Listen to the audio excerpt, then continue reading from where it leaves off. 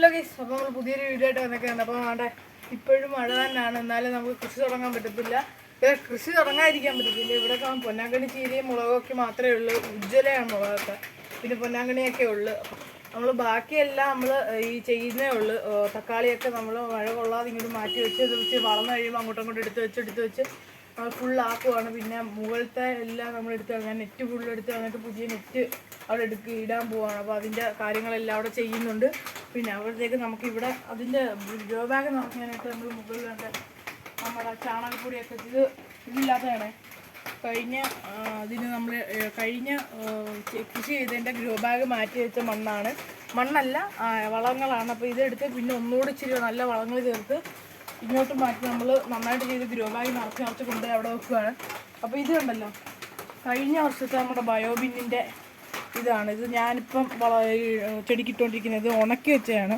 അപ്പം ഇന്ന് നമുക്ക് ബയോബിൻ എടുക്കണം. കഴിഞ്ഞ വർഷത്തെയാണിത്. ഇപ്പോൾ ഈ വർഷത്തെ നമുക്ക് എടുക്കണം. കഴിഞ്ഞ വർഷത്തെ ഉണക്കി നമ്മൾ വെച്ചതാണ്.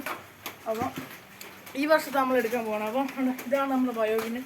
ഇതിൻ്റെ ഈ രണ്ട് ഭാഗവും നമ്മൾ എടുക്കത്തില്ല. ഈ താഴത്തെ ഭാഗം പാകമായിട്ടുണ്ടായിരിക്കും. അപ്പോൾ അത് നമുക്ക് എടുക്കാം. ഇപ്പോഴത്തെ അവസ്ഥ ഇതായിരിക്കും കണ്ടത്. ഇതിനകത്ത് അച്ചാറ് പുളി ഒഴിച്ച് ബാക്കിയെല്ലാം നമുക്കിട്ട് വളമാക്കാം നമ്മുടെ വീട്ടിൽ തന്നെ. കണ്ടല്ലോ, മുകളിലത്തെ ആവുന്നതേ ഉള്ളൂ. അപ്പോൾ മുകളിലത്തെ നമുക്ക് പതിയെ എടുത്ത് മാറ്റാം. ഇത് ടാസ്കുള്ള പണിയാണ്. മാറ്റി കണ്ടല്ലോ, താഴത്തെ അവസ്ഥ ഇതാണ്. അതിൻ്റെ നമ്മൾ കറി വെച്ചല്ല, അല്ലാതെ പച്ചക്കറിയൊക്കെ അരിഞ്ഞതിൻ്റെയൊക്കെ നട്ട് കിളിച്ചിട്ടുണ്ട് അതിനകത്ത് തന്നെ.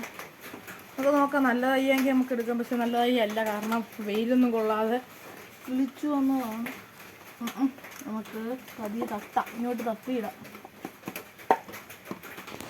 അതുകൊണ്ട് കണ്ടില്ല, ഇത് നമുക്ക് എടുക്കാം. അപ്പോൾ ഇത് കണ്ടില്ല, ഇത് നമ്മുടെ കഴിഞ്ഞ വർഷത്തെ നമ്മുടെ മാങ്ങയുടെ സീസണായപ്പോൾ ഞങ്ങളുടെ സ്കൂളിൽ മാങ്ങ വലിയ 2 മാവ് നിൽപ്പുണ്ട്. അപ്പോൾ അതിനകത്തൊന്ന് പിച്ചി വിറ്റപ്പോൾ ഞങ്ങൾ കുറച്ച് മേടിച്ചു. വലിയ മാങ്ങയായിരുന്നു. അപ്പം ചിലതൊക്കെ അങ്ങ് ചീത്തയായിപ്പോയിരുന്നു. അപ്പോൾ അത് നമ്മൾ മുറിച്ചിനകത്തിട്ടപ്പോൾ ഇതിൻ്റെ കുരുവിനകത്തായിപ്പോയി. അത് കിടന്ന് വിളിച്ചാണ്. അത് നമുക്ക് ആവശ്യമില്ല. അതുകൊണ്ടല്ലോ നമുക്ക് ഇത് തട്ടാം. ഇങ്ങോട്ട് തൽക്കാലത്തെ തട്ടിട്ടൊക്കെ പിന്നെ എടുത്ത് മാറ്റാം.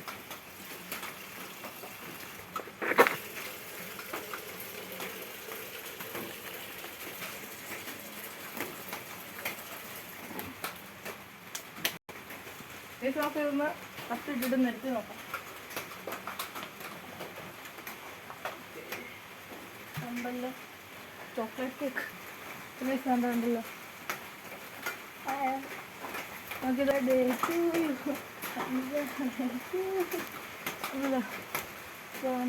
മുറിച്ചെടുത്തിട്ടുണ്ട്. നമുക്ക് ഇവിടെ തന്നെ ഇത് നിരത്തിയിട്ടിട്ടൊന്ന് ഉണക്കണം. അപ്പോൾ കണ്ടല്ലോ, ഇപ്പം മഴ എന്നാലും ഇടയ്ക്കിടയ്ക്ക് വെയിൽ വരുമ്പോൾ തനിയെ ഇവിടെ കിടന്ന് ഉണങ്ങിക്കോളും. ഇപ്പോൾ നോക്കിത് എടുത്ത് ഒരു ചാക്കിൻ്റെ മണ്ടയ്ക്ക് ഇട്ടങ്ങാണ് ഇങ്ങോട്ട് മാറ്റിയും കിട്ടാം ചെടി അല്ല. ഇപ്പോൾ ഇങ്ങനെ കിടക്കുന്നെങ്കിൽ ഏതാണ്ട് ഇതുപോലെ ആവും. അത് ഇതുണ്ടല്ലോ, മഴയായാലും നമ്മളിവിടെ വെച്ച് തന്നെ വളർത്താണ്ട് ഇവർ ആരെയും കണ്ടില്ല, പ്രശ്നമൊന്നുമില്ല. എത്ര മഴ പെയ്താലും കണ്ടല്ലോ. ഇപ്പോൾ കണ്ടല്ലോ, മുഴുവൻ എല്ലാ ആൾക്കാരും കുഴപ്പങ്ങളൊന്നുമില്ല. പിന്നെ വേണ്ട, ഇവിടെ നമ്മൾ ചെയ്യുന്നുണ്ട് താഴെ ഉണ്ടല്ലോ, നമ്മൾ തക്കാളിയും എല്ലാം നടുന്നുണ്ട്.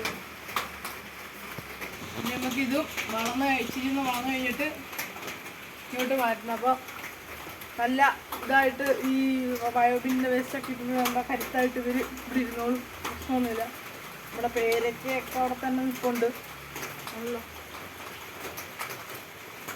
അതൊരു പേരൊക്കെ ഉണ്ട്. പക്ഷെ അത് തെന്നലാണോ എന്ന് അറിയത്തില്ല. അല്ലെങ്കിൽ ഇപ്പോൾ പിച്ചായിരുന്നു. പേരൊക്കെയാണ് കിടപ്പുണ്ട് വലിയ ഓർമ്മ. നമുക്ക് നോക്കാം.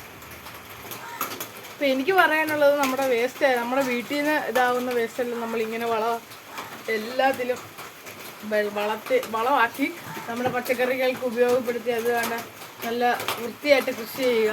അപ്പം എത്ര വേസ്റ്റ് ഉണ്ടായാലും നമുക്ക് ഇതിനകത്തിട്ട് അച്ചാറും പുളി ഒഴിച്ച് നമുക്ക് എല്ലാം, ചോറാണെങ്കിൽ അതിൻ്റെ വെള്ളം ഊറ്റി കളഞ്ഞിട്ട് ഇതിനകത്തിട്ട് നമുക്ക് വളമാക്കും. നല്ല വേസ്റ്റ് വന്നാലും നമുക്ക് ഇങ്ങനെ നല്ല വളങ്ങളാണ്.